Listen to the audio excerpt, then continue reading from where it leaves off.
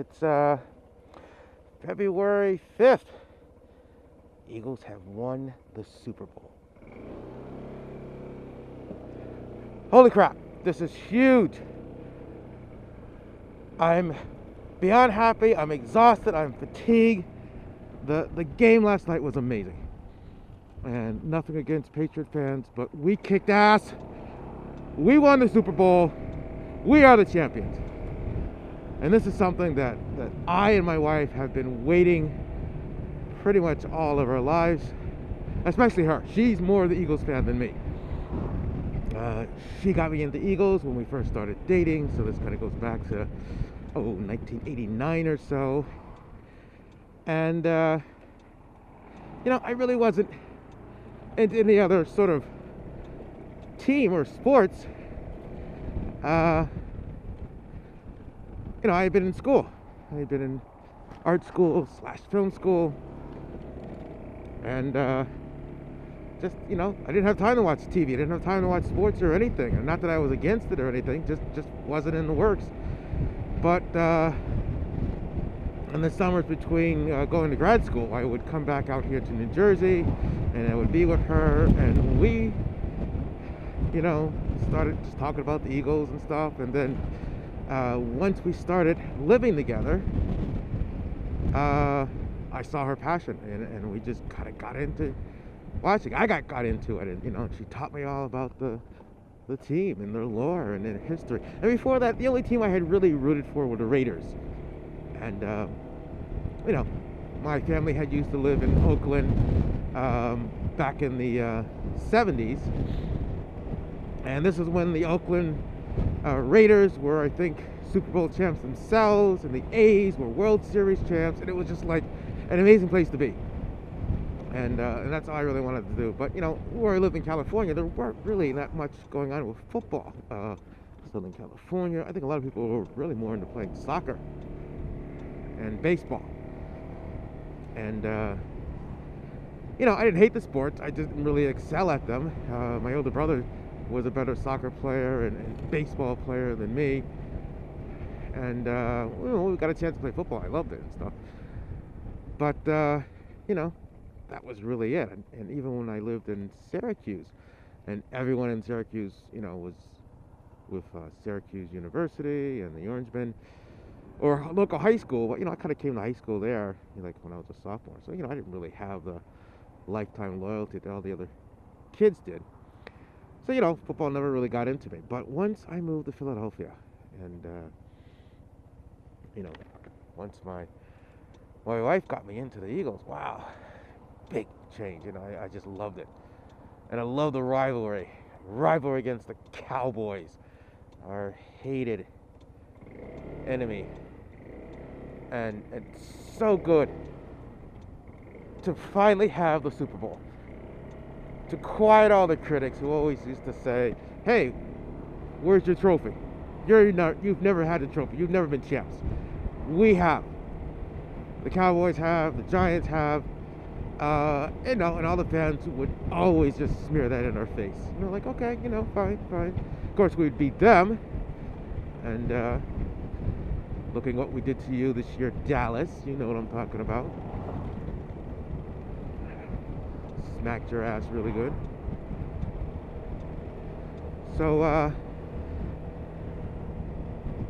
that is probably not going to be over, but, we are the current Super Bowl champs. We have that. They don't. As a matter of fact, the last time they won the Super Bowl was the last century. And we're going to put that in your face.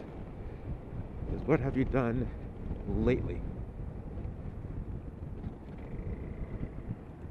Thank you, Mr. Car, for not running me over. So anyway, I'm going into Philly. I gotta get some stuff from my office, but I kind of want to see firsthand the result of what happened last night. And, us Philly fans don't have the best reputation in the world. We're known as fanatics. We're known as low-class trash. And, a lot of stuff they did kind of prove it. No, they're saying it was riots. I don't think it was riots, but, there was some mayhem. So windows got broken.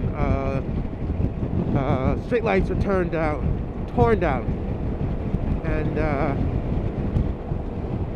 I think a car was overturned. Not good, but you know, I don't think the police were out. There was no like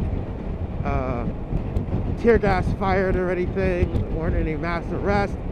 It was a town, it was a city gripped in the excitement of winning the Super Bowl. I think any town, especially one where you've never won it before, would have done the same thing. And as a matter of fact, knowing what Philly does, what they're capable of, I think they were really quite restrained. So, Philly, here we are. It could have been so much worse. And what makes it great is that this wasn't even our best team. I mean, I think everyone knows that our franchise quarterback, Carson Wentz, tore his ACL and was out for the season. May not even be back for the beginning of the next season. You know, maybe a couple games he might miss. We'll have to see. But Adrian Peterson, you know, offensive lineman, you know, one of the best in the league, was out too. And I think he was protecting Wentz's blind side. We lost a lot of great guys. This was not our best team. A backup quarterback, and we went against the best team in the country. And not only did we stand up to them, we kicked their butts. We outcoached them on so many levels. It wasn't so much that we beat them as a team, we beat them in the coaching, we beat them in all different categories. And when it mattered, we came up. Yes, Foles threw, you could say technically an interception, and it was caught, knocked out of the guy's hand, and the Patriot guy caught it, didn't really turn it much. They capitalized on it, they scored. But we also, when it mattered, stripped Brady, got the ball on a pivotal drive, stopped them. We turned that into gold, and that made the difference. Our quarterback had a fake play, had a pass thrown to him, he caught and ran for a touchdown. Brady tried to do the same thing.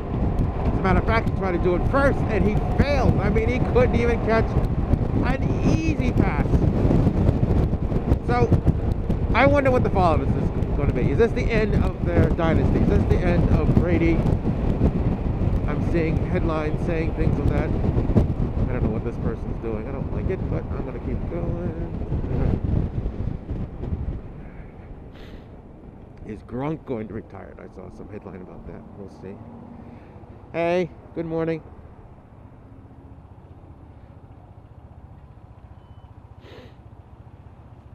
Thank you. You too.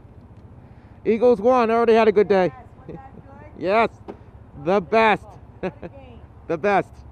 Take care. There you go. The fan base. The love.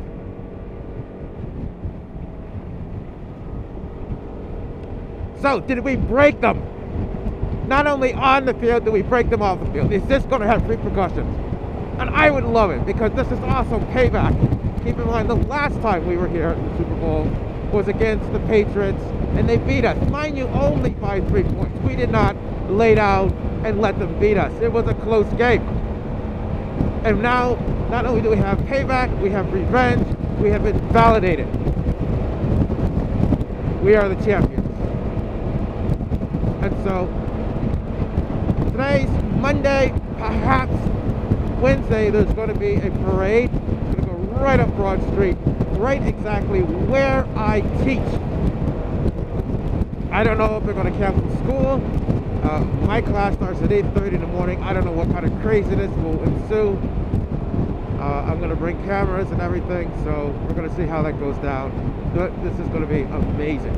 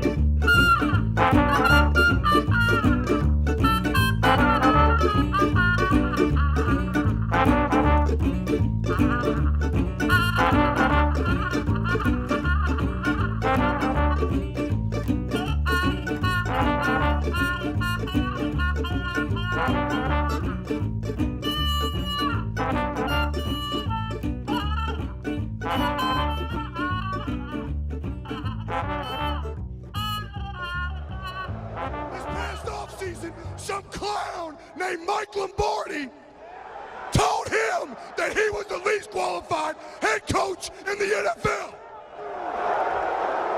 You saw a driven Doug Peterson, a man who went for it on 4th and down. Went for it on 4th and down in the Super Bowl with the trick play. He wasn't playing just to go mediocre. He's playing for a Super Bowl. And it don't stop with him. It does not stop with him. Jason Peters was told he was too old. Didn't have it anymore. Before he got hurt, he was the best freaking tackle in the NFL.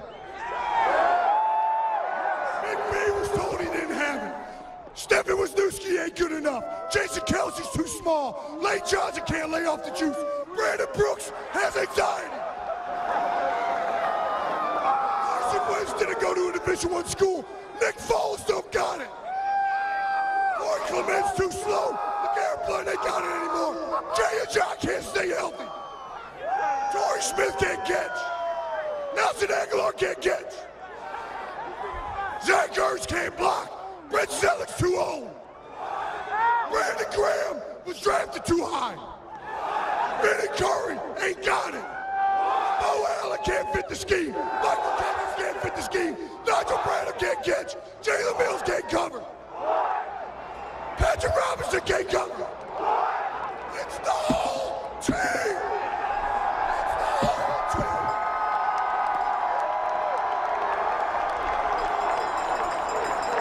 This entire organization with a bunch of driven men to accomplish something. We were a bunch of underdogs. And you know what underdogs is? It's a hungry dog. And Jeff Stoutland has had this in our building for 5 years. It's a quote in the O-line room that has stood on the wall for the last 5 years. Hungry dogs run faster. And that's this team. Bottom line is, we wanted it more. All the players, all the coaches, the front office, Jeffrey Lurie, everybody wanted it more. And that's why we're up here today, and that's why we're the first team in Eagles history to hold that freaking trophy.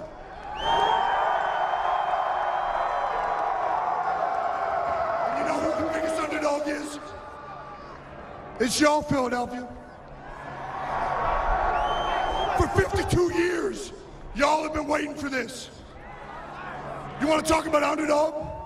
You want to talk about a hungry dog? For 52 years, you've been starved in this championship. You know what's up. You know what's Everybody wonders why we're so mean. Everybody wonders why the Philadelphia Eagles aren't the nicest fans. If I don't eat breakfast, I'm fucking pissed off.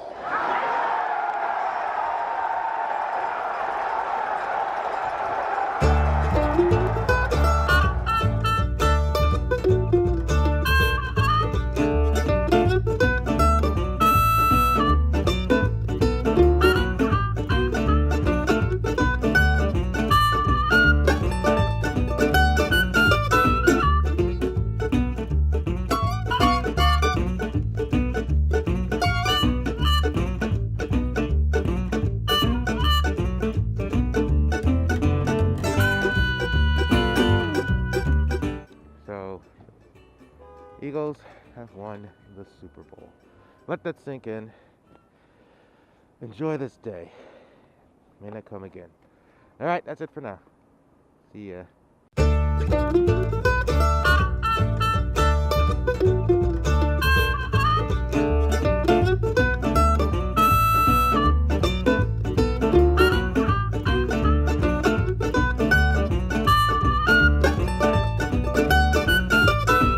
Every evening when the sun goes down, get with my party and I begin to clown.